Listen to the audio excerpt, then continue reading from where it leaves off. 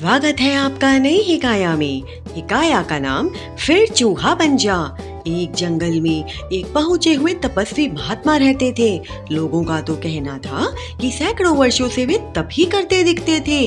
प्राय नदी के किनारे एक बड़ी सी चट्टान पर पद्मासन में ध्यान लगाए रहते थे और इसी प्रकार उन्हें कई अलौकिक शक्तियां प्राप्त हो रखी थीं।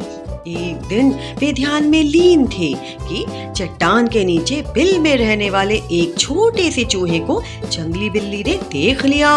उस बिल्ली ने चूहे पर घात लगाई। जैसे ही वह बिल से बाहर निकला, बिल्ली उस पर झपट पड़ी। चूहा बच निकलने में सफल हो गया। अब चूहे बिल्ली में दौड़ शुरू हो गई। कई बार चूहा बिल्ली के पंजे में आते आते बच गया। जान बचाने के लिए चूहा चट्टान पर आसन लगाए महात्मा की ओर दौड़ पड़ा और उनकी गोद में जाकर छिप गया।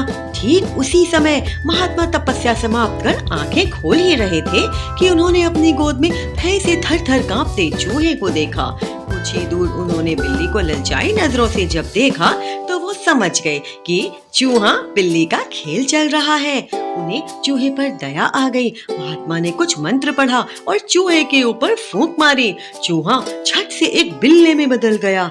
महात्मा बोले, अब तुम्हें बिल्ली से डरने की कोई आवश्यकता नहीं। बिल्ला भला चूहा बिल्ली को देखकर गुर्राया। बिल्ली भाग गई। बिल्ला निडर होकर चट्टान के आसपास घूमने लगा। महात्मा मुस्कुराए। दूसरे दिन बिल्ला नदी के पास मछलियों का शिकार करने की ताक में घूम रहा था कि वहाँ पानी पीने एक जंगली कुत्ता आ गया। कुत्ते ने बिल्ले को देखा तो वह गुर्राया। कुत्ते की गुर्राहट सुनकर बिल्ले का खून जम गया।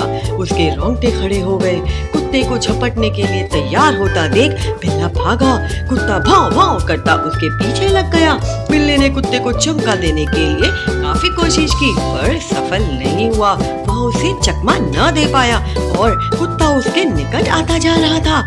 एक अंतिम जोर लगाकर बिल्ला चट्टान की ओर दौड़ा और महात्मा के सामने जाकर म्याऊ म्याऊ करके गिड़गिड़ाने लगा। महात्मा ने कुत्ते को भौंकते देखा तो उन्होंने मंत्र पढ़कर बिल्ले पर फूंक मारी। बिल्ला भी कुत्ते में बदल गया। कुत्ता बनते ही उसने जंगली कुत्ते को ललकारा। जंगली कुत्ता अपने से बड़े कुत्ते को देखकर डर गया और दुम दबाकर भाग गया।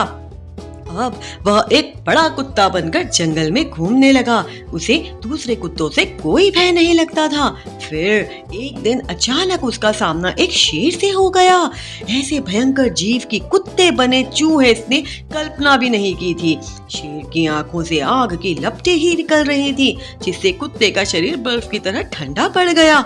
चिल्लाने के लिए उसने मुंह खोला तो गले से आवाज नहीं निकली। शेर गुर्राया तो कुत्ते का शरीर पत्ते की तरह कांप उठा।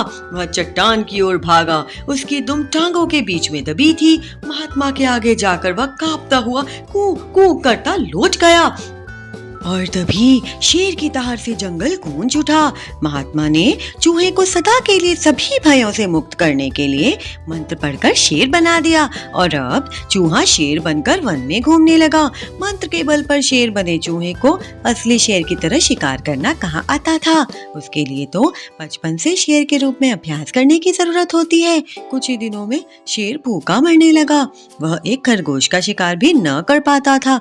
एक दिन शेर ने महात्मा को ही खाने का निर्णय किया। उनका शिकार करना आसान था क्योंकि वे तो हिलते डुलते भी नहीं थे। उस दिन जब महात्मा ध्यान में लीन थे तो शेर दबे पांव आया और उसने महात्मा को ही खाने के लिए छलांग लगाई। महात्मा की छठी इंद्री तो जाग ही रही थी। उसने शेर की मंशा की सूचना दी। महात्मा ने क्रोधित होकर कहा, पुनः मूर्छको भव। हवा में उछला शेर फिर चूहा बनकर नीचे आ गिरा। सीख, अयोग्य व्यक्ति को यदि शक्ति दे दी जाए तो उसका वह दुरुपयोग ही करता है। आशा करती हूँ आपको ये कहानी अच्छी लगी होगी। अब मैं चलती हूँ, अगली बार फिर आऊंगी एक नई कहानी यानी कि हिकाया लेकर। तब तक के लिए नमस्कार।